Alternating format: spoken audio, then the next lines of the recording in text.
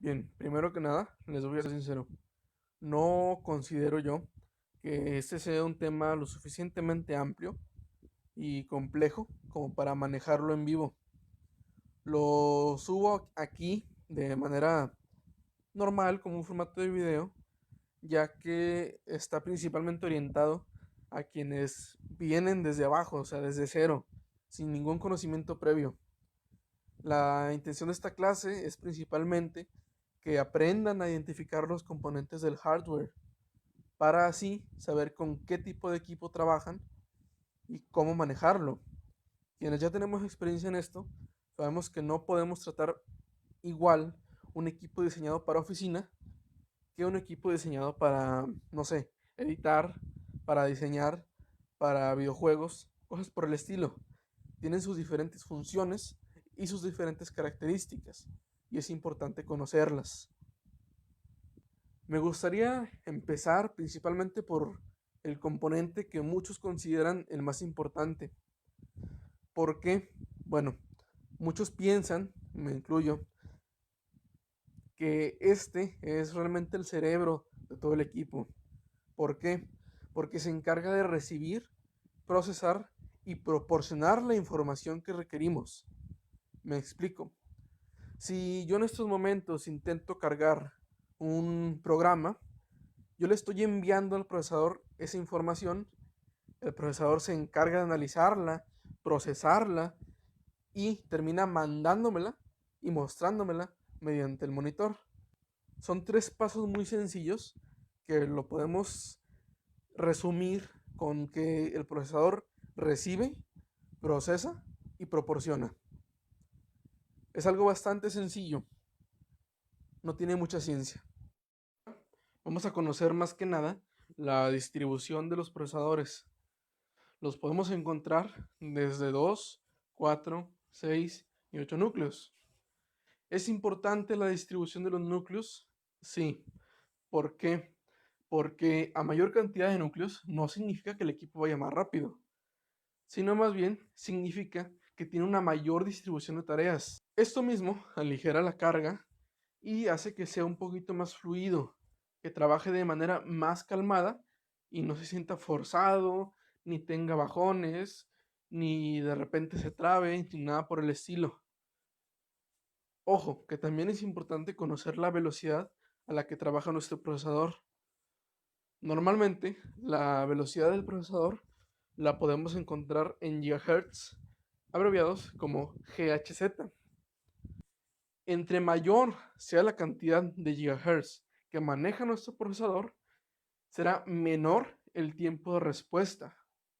Por lo tanto, podemos deducir que un equipo con mayor cantidad de núcleos y mayor manejo de gigahertz es mucho mejor con uno que tiene menos núcleos y maneja menos gigahertz.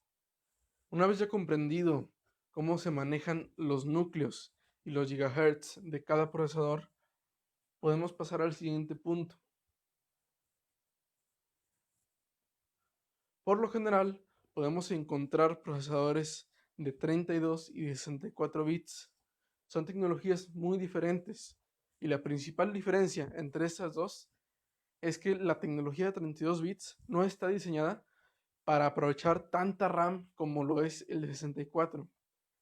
Si nosotros tenemos una computadora con 8 GB de RAM, pero un procesador de 32, nunca, pero nunca va a aprovechar esa cantidad de RAM, porque simplemente no está diseñado para eso. Se les conoce principalmente por ser equipos de bajo rendimiento o rendimiento medio, principalmente para tareas muy básicas como la elaboración de documentos, tareas y trabajos de oficina.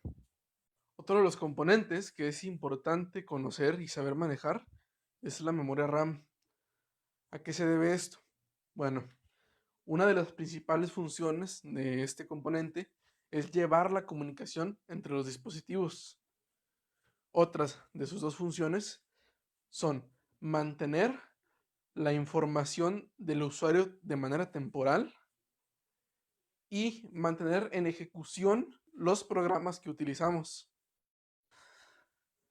Comúnmente podemos encontrar diferentes tecnologías para la memoria RAM, yendo desde la DDR convencional hasta la DDR4, pasando incluso por sus versiones SODIMM para laptops y equipos compactos. Es muy importante tener el conocimiento de qué tipo de memoria RAM estamos manejando. De la misma manera, es importante reconocer estos tipos de memoria RAM. Una de sus principales diferencias es la cantidad de pins con la que cuenta cada uno. Aparte de que, como podemos apreciar, la ubicación de la muesca difiere de cada tipo de memoria RAM. La característica más importante de la RAM es su velocidad. Esto implica la cantidad de ciclos que se llevan por segundo, hablando de millones. Realmente, hablar de la RAM es algo muy sencillo, tomando en cuenta que este componente se encarga de la comunicación entre los dispositivos. Es fácil de interpretar qué tipos de fallas puede dar, de los cuales más adelante vamos a estar hablando. En cuanto a la unidad de almacenamiento, tenemos principalmente los discos duros, las unidades de estado sólido y los equipos con memorias integradas, de los cuales más adelante vamos a estar hablando, debido a que por experiencia propia son los que más traen problemas. Los podemos ver comúnmente en equipos baratos y con poco almacenamiento. Por otro lado, como decíamos en un principio, teníamos el disco duro y la unidad de estado sólido. Existe un mito muy común entre estas dos, y es que la unidad de estado sólido hace más rápido el equipo, a diferencia del disco duro, cosa que no es cierta. La unidad de estado sólido únicamente se diferencia por su estructura y que conlleva una menor cantidad de tiempo en su lectura y escritura. Como penúltimo dispositivo tenemos a la base de todos estos componentes, la tarjeta madre. Esta funge como la base de todos los componentes y se encarga de la comunicación entre dispositivos, obviamente apoyada por la memoria RAM. Es importante recalcar y saber que cada una cuenta con límites propios, un límite de memoria RAM, una serie de procesadores sujetos al socket con el que la tarjeta madre cuenta y la cantidad de ranuras de expansión, porque cabe aclarar que no todas tienen ranuras de expansión. Principalmente, entre más barata la placa, de menor calidad es. Entre la gran variedad de estas, tenemos unas en específico, las cuales se han vuelto muy común entre los equipos nuevos, y son las llamadas placas compactas. ¿Cuál es la diferencia entre estas y las convencionales? Bueno, la placa compacta lleva integrado el procesador y utiliza memoria RAM SODIMM DDR3 o DDR4. Son equipos muy básicos y en su mayoría de bajo rendimiento, principalmente diseñados para oficinas, trabajos escolares, tareas, entre demás actividades básicas.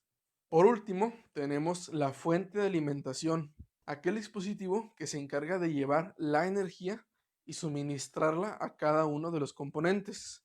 Podemos encontrarlas en diferentes tipos: las básicas, las largas y las certificadas. Una diferencia muy notoria entre las fuentes de alimentación que encontrábamos hace algunos años y las actuales es su salida o conector de alimentación, debido a que actualmente se conocen como SATA, los que se conectan al disco duro o al lector de DVD.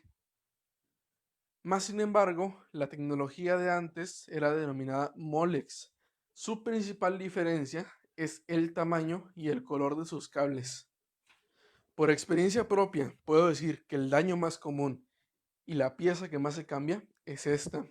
Probablemente se deba a las altas variaciones y picos eléctricos que se suelen presentar en la ciudad, mismos que afectan, deterioran y acaban con nuestras fuentes de poder.